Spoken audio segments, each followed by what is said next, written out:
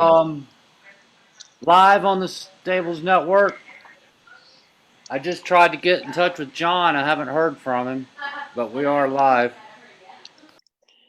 Well, he just messaged me and wanted to know if we're live. I haven't replied yet, but I will.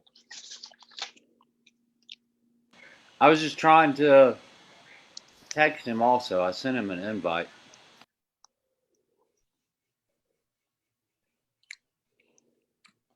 Well, but two of those people I'm in the room with, Peggy, have tested positive. Oh God, no. Yeah, oh yeah. Oh gosh, and you're not freaked out by that? No, I haven't licked them or touched them, so. Well, don't let them sneeze on you or breathe on you or anything else. Touch your clothes. It's crazy. Yeah. So we'll see what happens. I'm pretty resilient to most stuff, so we'll see what happens. Oh, good. Yeah, there was good news today. Do you like John Prine? Do you know John Prine, the musician? No, I don't. I'm not familiar with him. I've seen the headline, but I don't know who he is. Oh yeah, he does some great fun songs, and he was in critical condition earlier today, and now he's stabilized, which is a good thing for all of us who are his fans. So that was good news. Somebody having a positive or close to positive outcome. I wish we would see more numbers on people who recovered and percentage recovered, because it's pretty substantial. It is. Hey there. Hey. How's it going, John? It's going. It is going. We're going to be talking about baseball tonight. Wow. Well, you want me to give you a quick rundown of the scores? It's over. It's over.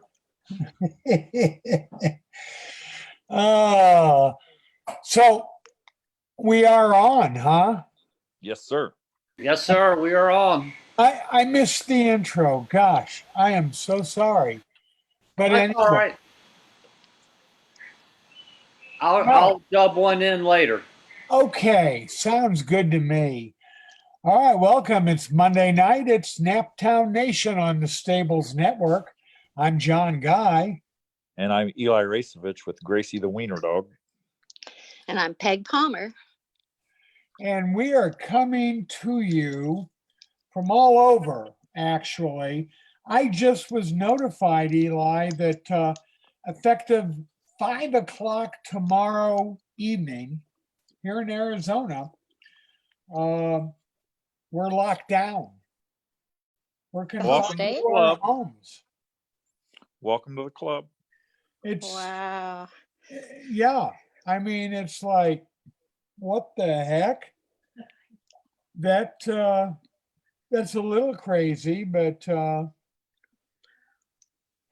guess we have to do it for our own protections. Yeah. I don't know if you were logged on yet, John. Prior to the show starting, Peggy and I were talking, and I told her one of my dire predictions from last week has started to come to fruition. Amount of domestics is going up. We had a family shooting today. 3 people shot, 2 dead. Out the wazoo. I think people are getting tired of being cooped up. I think you're right. We had a shooting in West Phoenix, and one officer was killed, 2 were injured. Wow. Do you have many cases around you of people who are testing positive, John? I think Arizona is over the 2,000 mark now. Mm-hmm. Well, John, I was telling Peg that 2 of the people that work in my office have tested positive. So I'm hoping I managed to skip it.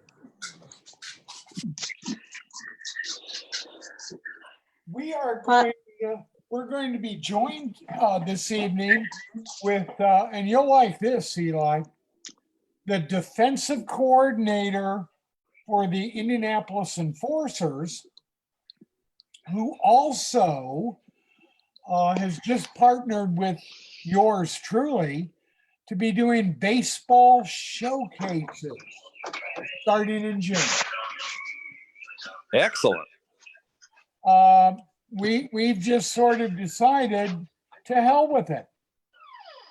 There's not going to be a baseball season, I don't believe. So we may as well do showcases, 4 or 5 day long, and let the high school kids and the college kids get some game film. Well, that's a good thing. Yeah, I think this 30-day extensions probably put the kibosh on baseball. I think it did. But June 10th is the Major League Draft. Who the heck are they going to be drafting? Well, Roger Goodell said the NFL is going to stick with their schedule for April in the draft. Yeah. It's going to be tough. The nice thing is, this kind of a program is capable of being done anywhere. Peg, we could come to Sarasota. Well, we can only have 10 people in one area at a time, I think. Well, hopefully by sometime in June, the 6 feet apart will die down, and we can maybe get a little closer. Well, the good thing about baseball, John, is other than the catcher and the hitter, everyone's more than 6 feet apart anyway. That's right. It's 60 feet, 60 feet 6 inches from the mound, and the base paths are 90 feet apart. The bases. So that's and everyone gets a 6 foot lead from first base. Correct. So we're looking at Tiny is from Decatur, Indiana. Time out. If your name's Tiny, you're usually the size of a mountain. He is. That is why he is the defensive coordinator for the Indianapolis Enforcers football team, too. He's also a member of the semi-pro Hall of Fame. You guys are going to have some stuff to talk about, Eli. Excellent. But I could probably hold him, John. You think? Oh, I could hold anybody. Mark Wycliffe used to call me the octopus.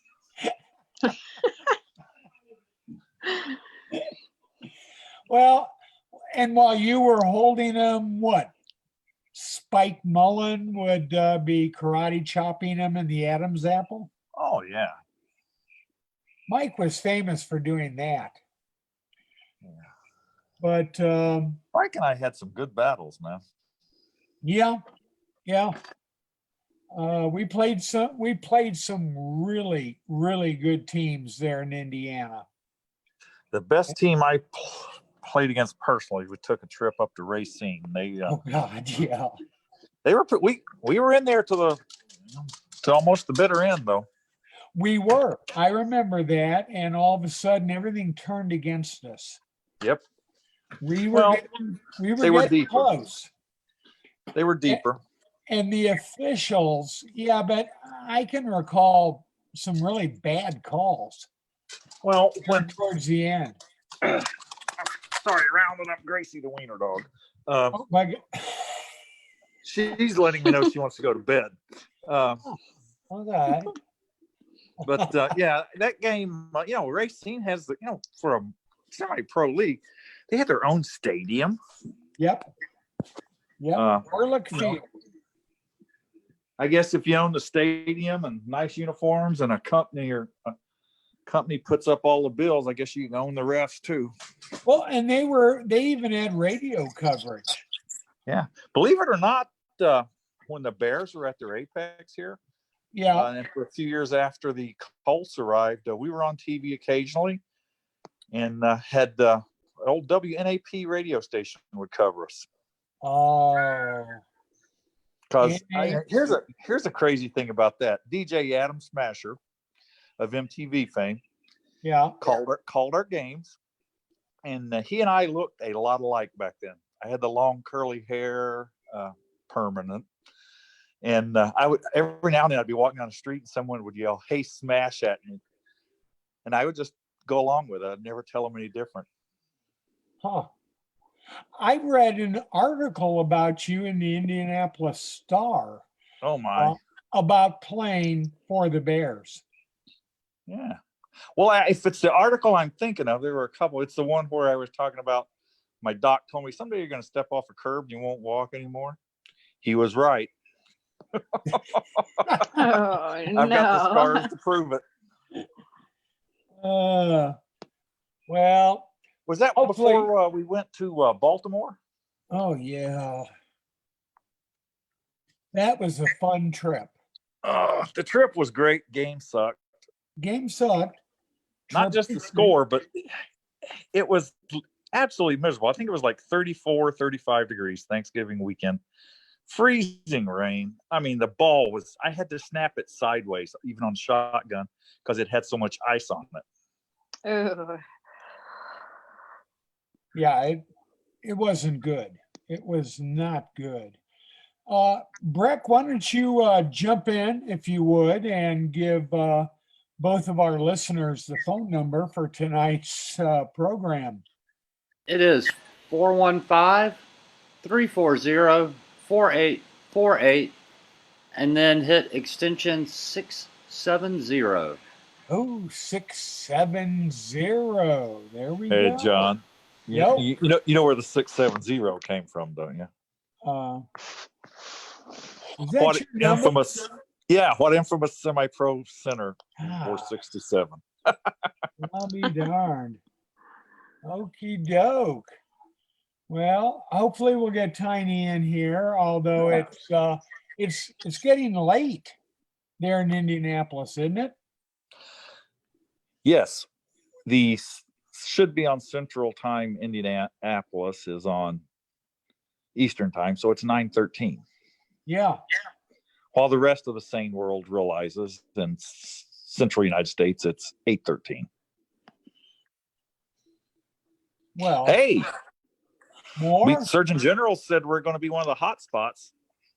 Yes. For coronavirus. Really? Who says big things aren't happening in Indy? That's right. Oh, bring on the plague. Bring on the plague.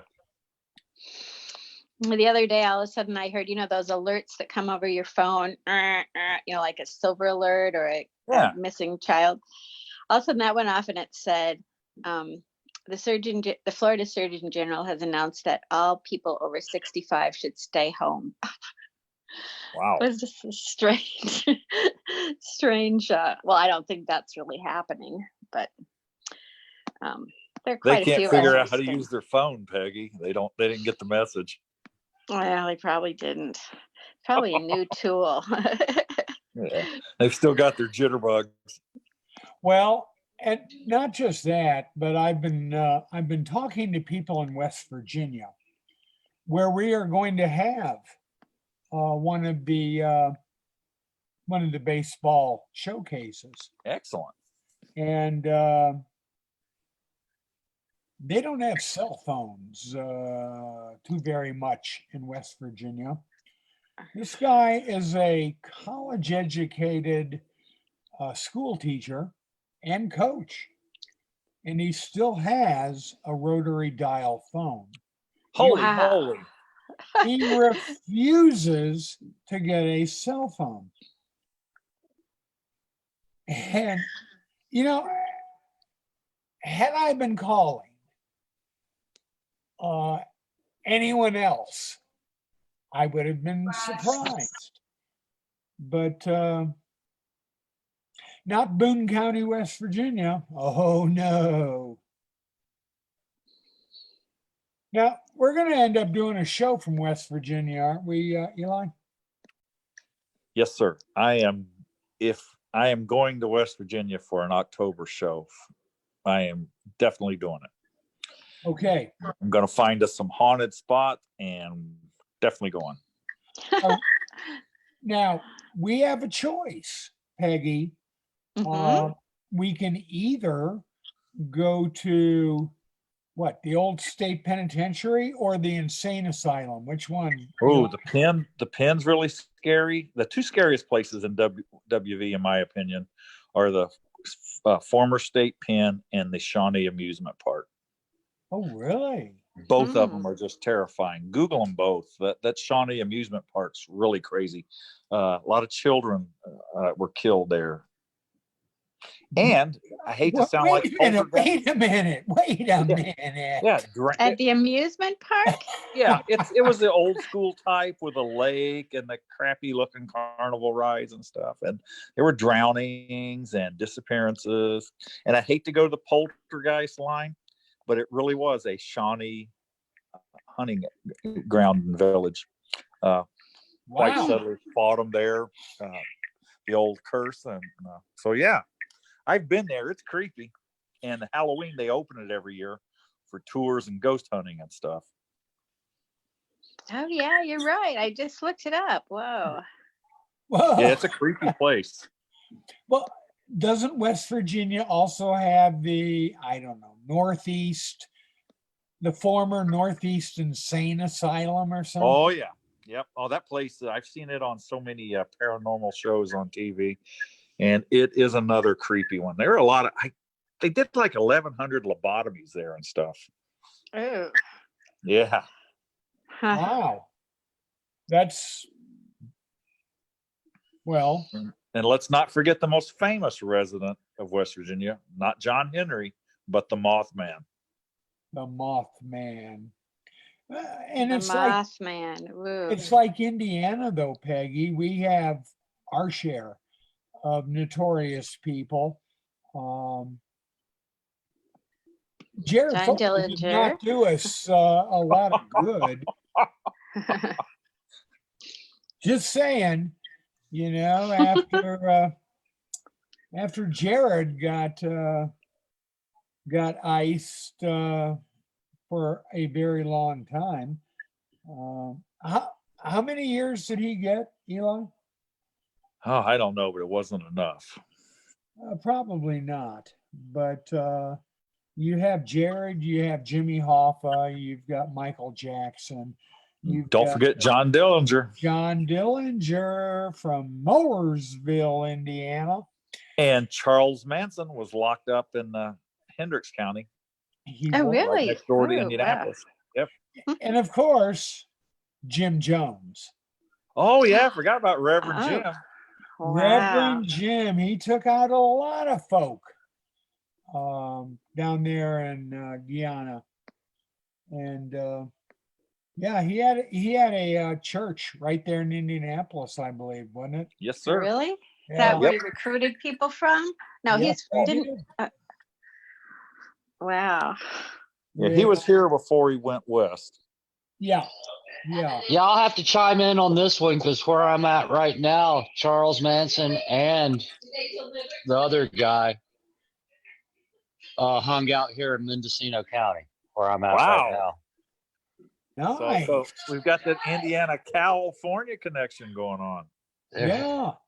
Yeah, I don't chime in much, but I had to on that one. Oh, that's a good one to chime in with, Brett. Charlie.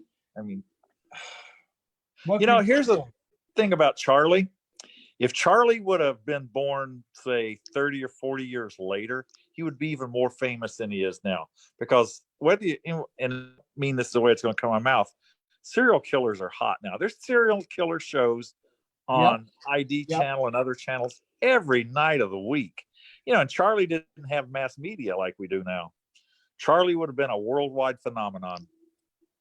Yeah, yeah, he'd have a cult following just like he did back then, only it would be much larger. Honey Yeah. Boo Boo would be involved. He would have He'd all have his a Facebook reality followers. show. That's right. Oh, I didn't think about that, Peggy. The Kardashians and Honey Yeah. Boo Boo, Yeah. followed by Charlie Manson. That's right. It'd be a He'd probably be programming nightmare. like the host of the serial killer shows, you know. Well, and in Indianapolis, we used to have one, Sammy Terry. Oh, his son does it now. Really? Does he? Yes, sir. Oh, First good. Friday night of every month, Sammy Terry shows online. Huh. That's really kind of interesting. He doesn't have the good as laugh as his dad did though. It's just not as Yeah. deep and booming. Well, okay. Well, I just back to the Shawnee Amusement Park. There's all kinds of YouTube videos if you want to kind of get in the mood for it. Yeah. You can just, it's crazy. Wow. I'm gonna have to take Peg with me, it sounds like, John. Sounds guys scary. gonna do I'm kind of what? a chicken. I'll protect you. I'm a chicken when it comes to that stuff, but looks like there's a lot of stuff. Yeah, it is really a creepy place. And it'd be even creepier if we heard banjo music. Oh God, yeah. Ooh. And Absolutely. clowns. It'd be like, Oh yeah. It is an amusement park. Oh my God. Mm-hmm. Now, see, I hate It'd be clowns. like I want to punch them in the face when I see them. American Horror Story. There Yeah. you go. There you go. Hey, Eli, what is our extension again? 67 what? 670. Wow. You know, and who wore number 77 on the Bears? Oh man.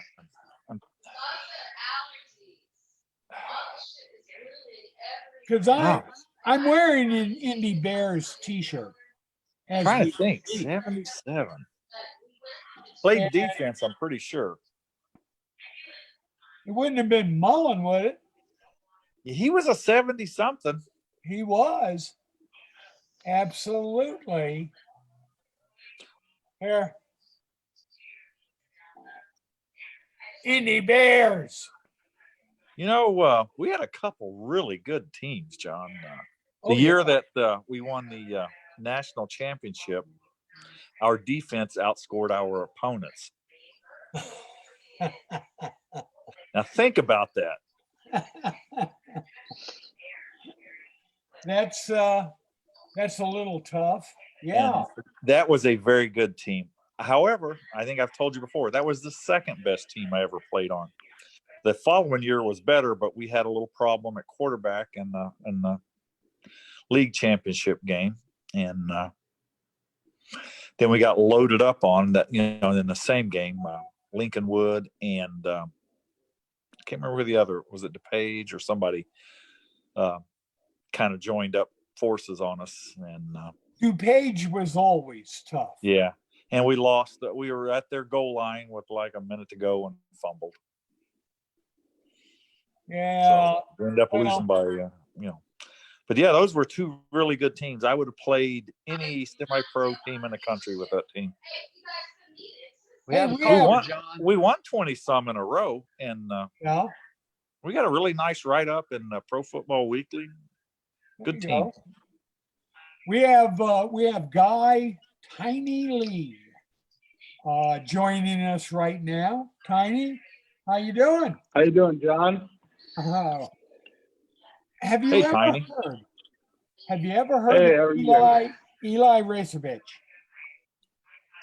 What's that? Eli Racevich. He played for Racevich. the Indy Bears. No, I can't say I have. Back in the day, Eli played with that was top level semi-pro. Absolutely. That had probably been back in the MIFL days. Yeah. Well, Hey, John, he thought you were cursing at him when you said my name. yeah, well, oh, those strange names. What can you say? But Eli played on the Bears, the Pony Express, the Mustangs. I remember the Basically, Mustangs, the Kokomo team. yes, yeah. Every team I was associated with, I think Eli was the center on every single one of them. Okay. And we had some really good football players, but I mentioned earlier, Tiny, that you and we're going to be doing baseball come June, huh? Yep. Going to go into the baseball world. Tell us about that. What do we have planned? Well, it's going to be American torque, and what we work on is torque, accuracy, and velocity. And what we have planned is we want to be able to showcase college athletes who this year have had, well, this year's been a really strange year for any kind of sport. We could all say that. Yeah. So what we want to do is give them a platform Your to meeting come. over? Are you there? Yes. Yeah. Okay. What we want to do is give them a platform to show scouts and be able to go to the next level. And we're going to change some things about the way we do showcases to benefit these athletes and pro coaches, that they'll understand. We've talked to Dan Roan, who is going to be on the advisory board. Danny's been in pro baseball for over 40 years, about 48 years now. So with that being said, we've got some other individuals that are going to come on board. Scott Black, who's been in baseball, who owned the Stars Baseball Academy in Fort Wayne, Indiana. I know you have a gentleman coming in from West Virginia. Yes. More of those potatoes. And, you know, our whole thought process is once we do that this summer, then we're going to outreach to high school level and high school softball. So come spring break and You're good. fall break, or winter break, I guess it's now called, we would do a big showcase for those athletes and do some training. So, I mean, we look forward to doing some big baseball stuff. Once again, it's going to be called American Torque. American Torque. Yep, American Torque, where, you know, our main goal is to get these guys moving forward and making sure that we give them the best opportunity possible. Well, we don't have a lot of listeners, probably, Tiny. In fact, it may be, I don't know, 2 or 3.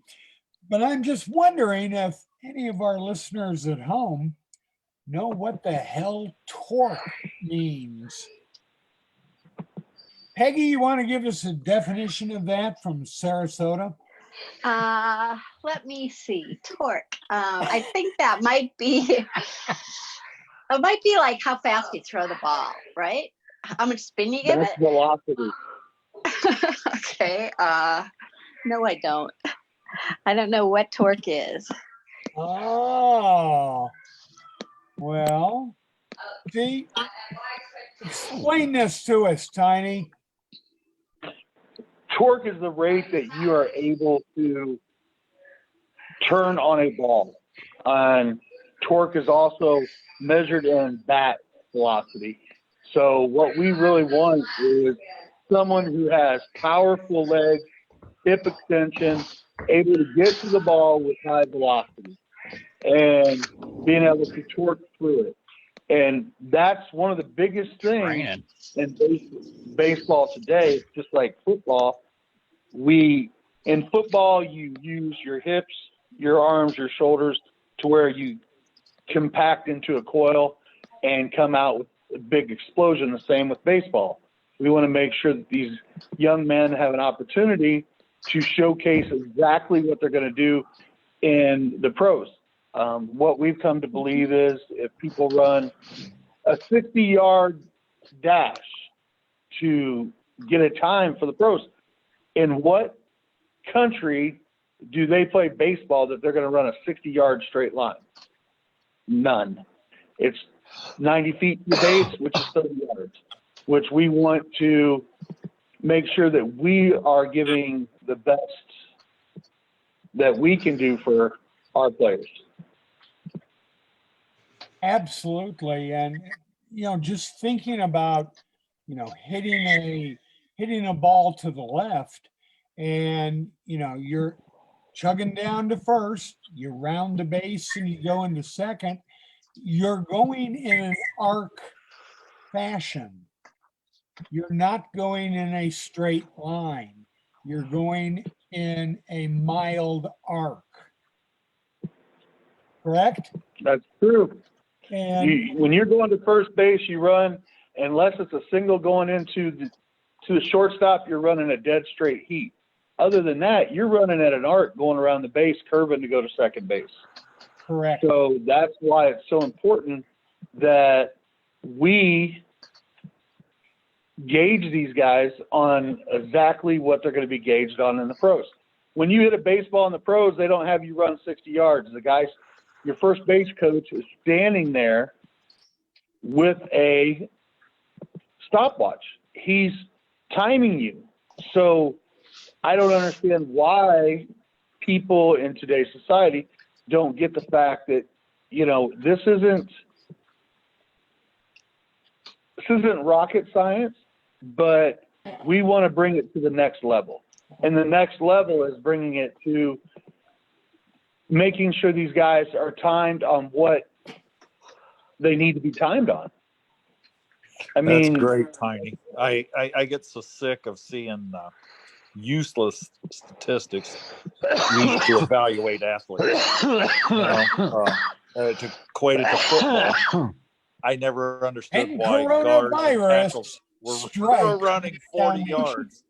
You can find me a guard that can run 40 yards is the first thing. Yeah. I was more concerned about how fast a guy could cover 10 yards. Yeah. And, pro baseball is done away, or pro football. If you watch, most offensive linemen only do the L drill. They don't do the 40. And that's exactly the reason being is because most offensive linemen are only going to run downfield 10 yards at the most. So when you're checking them, you're checking their 20. You're not going to I'm sorry, but if a guard's running 40 yards downfield, he picked up a fumble and he's having the greatest moment of his life. He's not going to make it 40. He's going to get caught. Back to your baseball. Now, is this open to all positions, or do you guys specializing? How's this going to work?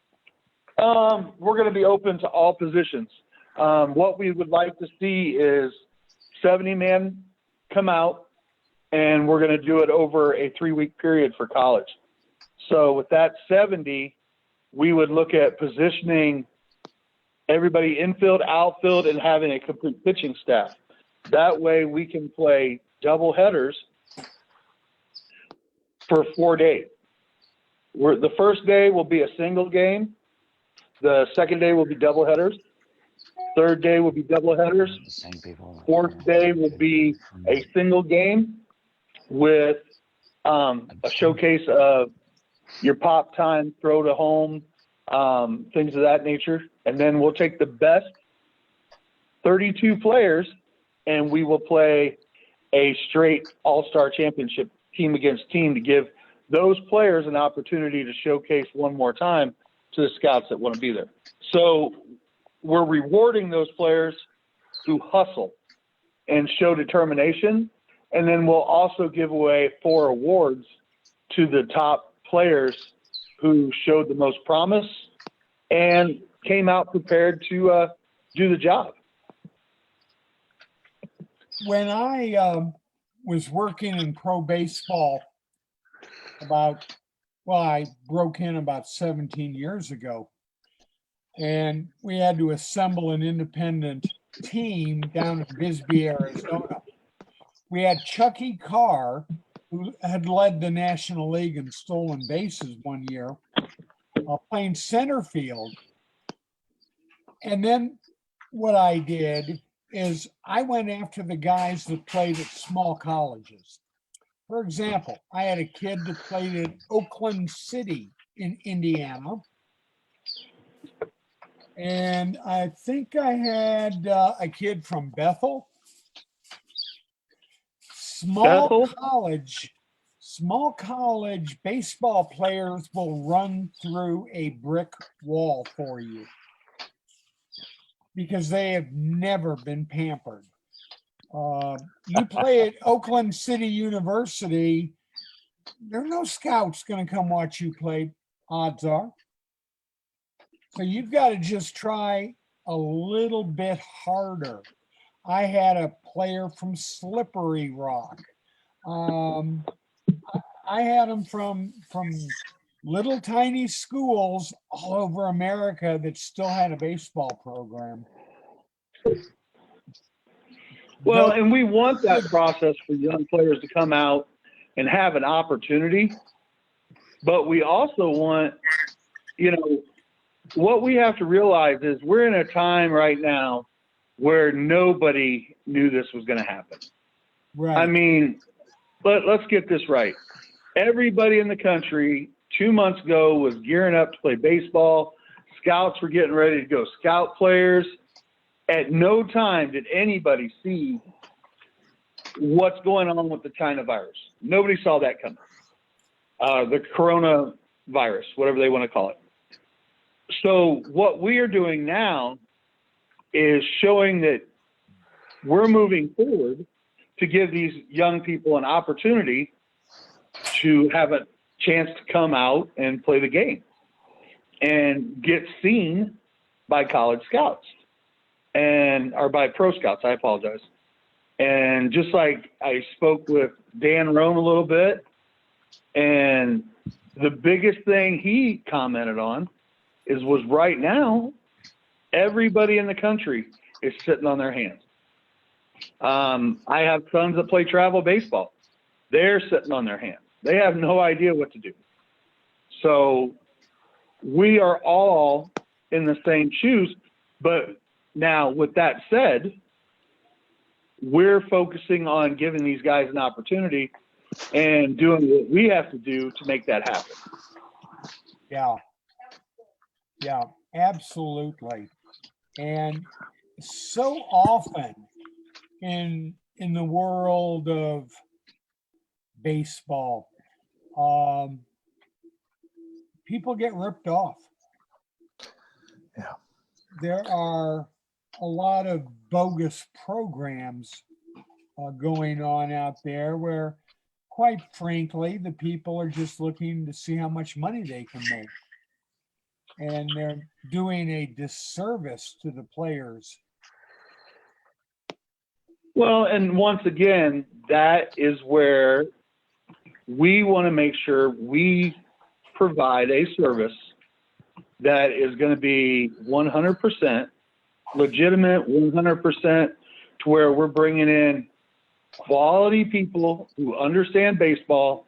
We're working with quality people such as Dan Roan. We're working, we are making the adjustment to make sure that everybody we bring into this has knowledge of the game. And we don't want to have somebody who's coming into this not understanding where these kids want to go.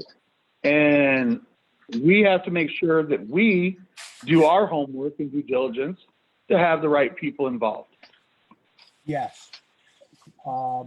We just received word today, as a matter of fact, that at least for a West Virginia showcase. Valkyrie. What's Valkyrie. going on? Anyway, for the West Virginia showcase, Jim Lett, it looks like he's going to be involved. Honestly. And Jim Lett. Yeah, and having him on board would be phenomenal due to the fact that he's been in the pros. Yep. He understands the process. And, you know, we have the right mix of people coming on board. Yeah, we do. Yeah. That's fantastic because a lot of these, I won't say exact same thing, but similar things I see in the baseball rags, etc. It's like, who the hell are these guys? But you've got actual professional athletes involved who've been there. There's nothing like being in the show. I don't care how involved you are at other levels, but being in the show has its own mystique and aura about it. And it really does. Dan Roan played for the Chicago Cubs at one time, the Cleveland Indians in the show. I mean, he was roommates with Ryan Sandberg. So we're talking about a guy who is one of the winningest coaches at AAA baseball. And he's just phenomenal. The knowledge he has with baseball is just insane. I mean, we would love to have that kind of knowledge. I mean, yeah.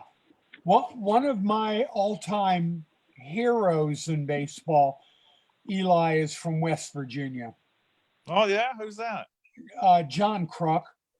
Okay. Yeah, there you go. He told it like it was. He said, "I'm not an athlete. I'm a baseball player." And he didn't care about working out. He didn't care about looking good. John Kruk, bless his heart, was a first baseman, and that's all he wanted to be. He is from Sissonville, West Virginia. And I always appreciated his candor, He said, we're only slightly better than a beer league as far as, athletes are concerned. He just, John was a big boy. He was a big boy. Yeah, he was. He filled that ESPN jacket out. Yes, he did. Yes, he did. well, when he played for Philadelphia, he was always fun to watch. He was. He gave back to the fans. That's the whole thing. Yeah, there's something about fans in baseball. I think they're the most approachable players. Because you can go down close to some of these places. You can still get pretty close to third and first base lines. Yell at the guy, they'll acknowledge you. There's just something. There's just a bond there, I think, with baseball and the fans.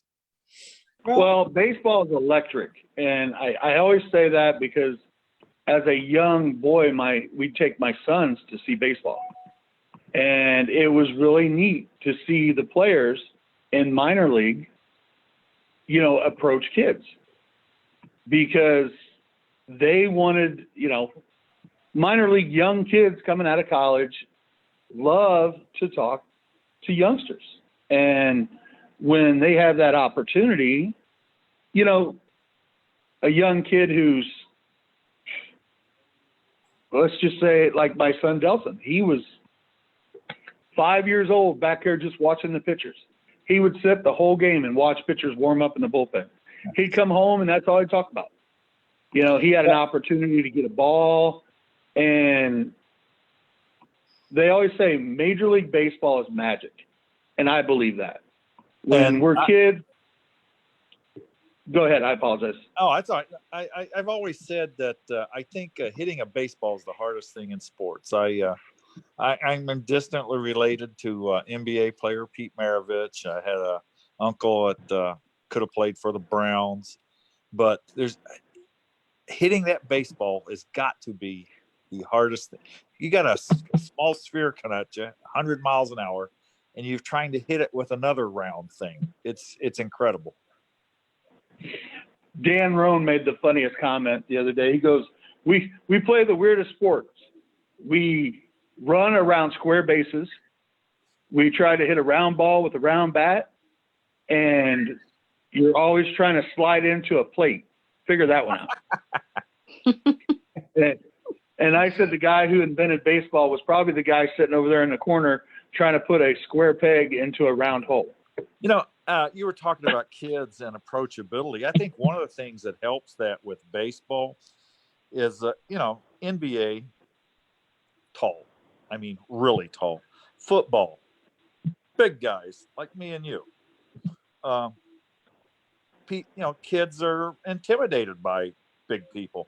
Whereas baseball, you got a lot of 5'10", 170-pound guys, Yeah. Yeah, and in baseball, you have a little bit more, I guess you have a little bit more leniency with the players being able to be up close to where in football, you're sitting in stands, you got bleachers, you've got everything in between you. Minor league fields, it's not that way. It's amazing. You had the opportunity. Do you attend Indianapolis Indians games? Oh, yeah. Isn't that a great venue? It is. A good friend of ours, Stu Clyburn, coached the Twins. And he was in town playing the Indians and invited my sons down. And we had a phenomenal time down there. Great ballpark, accessible to the players, good people, plus the view at that ballpark is beautiful downtown. You can't beat that view. At one time, Yeah. I thought that was the best minor league park in the country, and it's probably still top 10. Right now, the top minor league park in the country is in Fort Wayne, Indiana. Oh, There you go. I've never seen a game up there, but I'll have to take your word on it and head up there this summer. If we have If you come up and baseball. if you get a chance, come up and look at the ball diamond. You will be amazed at the sheer beauty that it has. I grew up at Old Victory Field. in Oh, yeah. Indianapolis. That's a fun Oh, place my to watch God. baseball. It was like playing baseball in the catacombs. You I don't you think were I've just- ever heard it called that, but Oh my God. I mean, this was built by the WPA. Yes. The Indians used to pretty much suck. And so there wouldn't be giant crowds unless there was a fireworks night or something. Or the Reds And- were in town. I mean, yeah. And that you just sort of figured that something out of Field of Dreams or Zombie Apocalypse would just start coming out of the dugouts, because it was not a bright, cheerful stadium by any stretch of the imagination.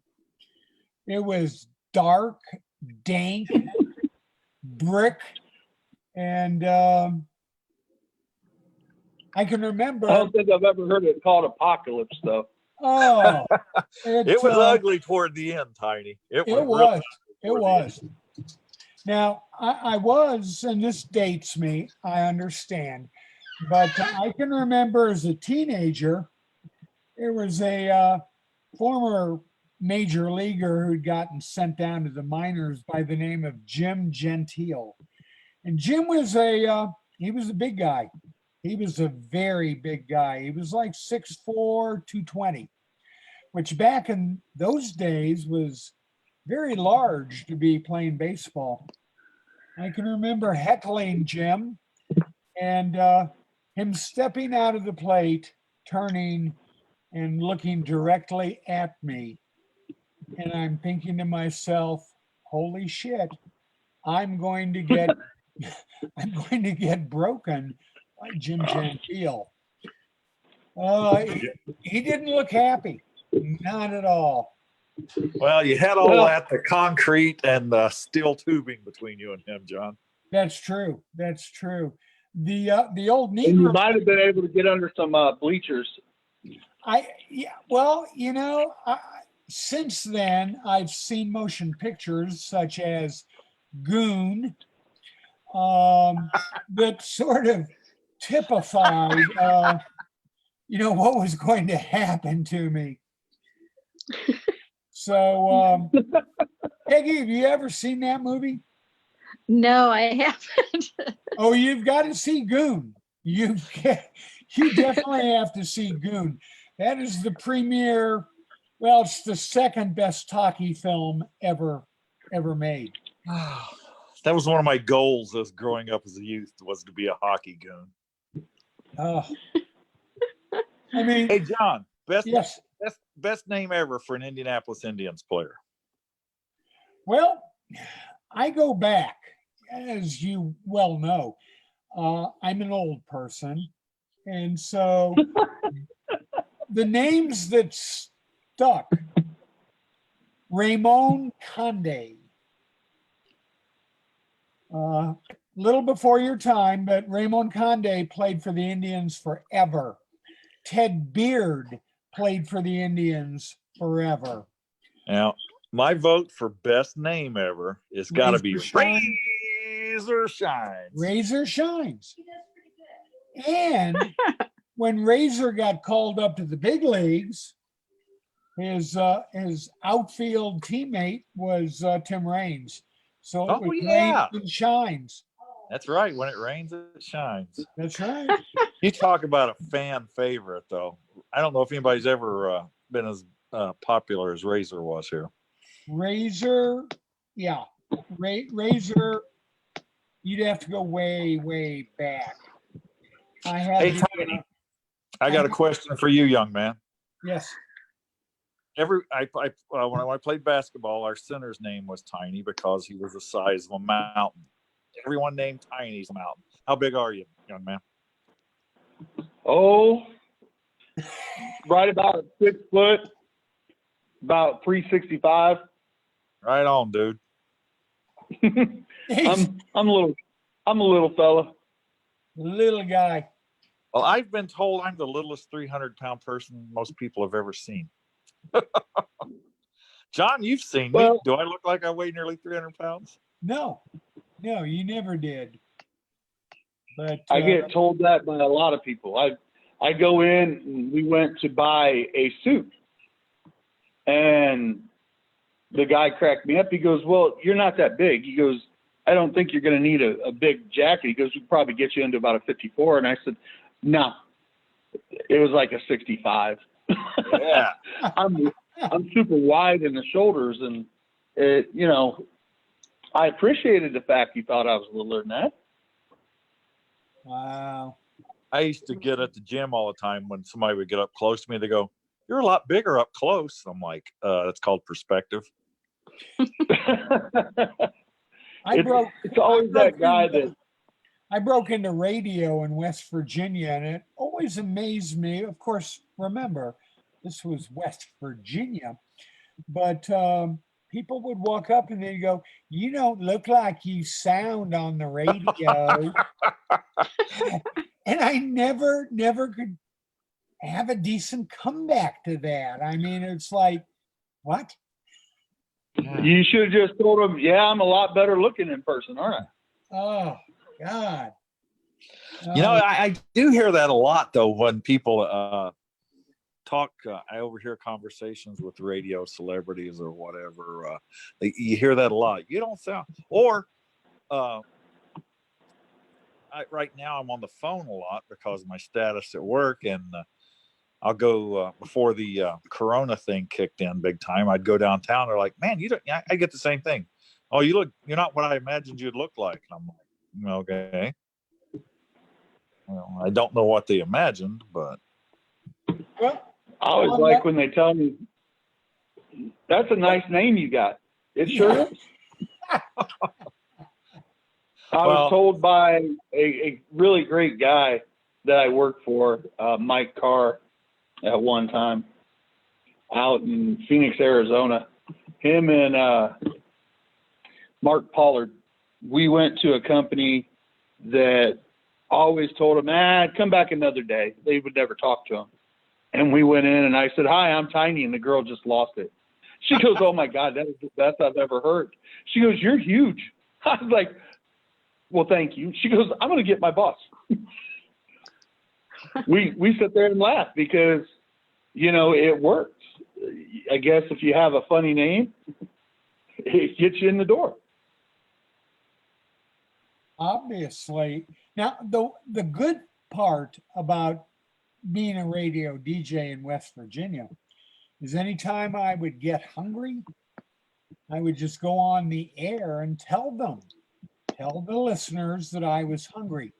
And someone would come by the radio station and bring me food. well, That's a good pepperoni thing. roll. Well, you gotta get the pepperoni roll, but that's where I first learned to enjoy vinegar pie. Ah, Ooh. That's a West Virginia thing, and it's delicious. John, have you ever had pickled eggs? I've I've seen them. seen. Yeah. Now, store-bought ones don't count. Oh, If you ever, when you get up to Indy for the show this year, I will have you some pickled eggs to try. I make the best pickled eggs on the planet. Far better than my mom's. So I hope she's not listening. I'm not sure that's something to brag about, but Oh, okay. no. I mean, I love them daggone things. Okay. And I eat about 2 to 3 dozen eggs a week. So I know eggs. Pickled eggs. Oh my Lord. You're making my stomach hurt. Oh, no, they're fantastic. Except mine are hot and spicy. Everyone else makes what I call chicken. You're putting a little Tabasco in yours. You're not just making them red and ornery. They got jalapenos and good stuff in them. Yeah. Now I get some from the Amish that are pretty good. Yeah. Oh yeah. I've got now. I will eat theirs. I have to say, whenever I go north up toward Napanee or whatever, I always stop the Amish shops. The only get bad the green thing about onion the Amish cheese. is don't ever get a pie from the Amish. Hey, speaking of the Amish, Ooh. has anybody drove up there and told them about the coronavirus? Because I know they're not watching the news. And they're pretty well shuttered into their homes anyway. Yeah. So maybe we just shouldn't tell More them. Amish guys have more phones than we do. Mm. It's hilarious. They got these little batteries at home. They got bicycles hooked up to them to charge them up. Really? Huh. Oh They yeah, seem most down of you here. Amish now. Peggy, Mm-hmm. I once told you that you needed to go on YouTube and pull up the electric Amish. Oh yeah, old school, John. Old school. Huh. Great stuff. I'll have to do that. We have a lot of Amish people who live here. Do you really? They ride their little 3-wheeler bikes with their little white hats and their beards. I would have and never guessed in Florida. they go to the beach and they wear their dresses or their not swimming suits, but they go to the beach. They're out riding their bikes all the time, and they do make the best food and the pie. The restaurants are amazing. Their pies and cakes and So when the fried Amish chicken. retired, they retired to Florida? Probably. I don't know. There's young and old. There's a lot of. My only question, Peggy, is how long does it take to get down there in a buggy from Pennsylvania or northern That's Indiana? right. Or I'm pretty sure these people don't come by buggy. I think they ride their bicycles. That's even worse. Oh, Tiny, thanks for joining us. And Yes, sir. Oh yeah, you guys are we're gonna characters. we're going to be inviting you back, and we're going to be doing a show there in Indiana. We'll all get together with Eli and eat a tenderloin as big as your head.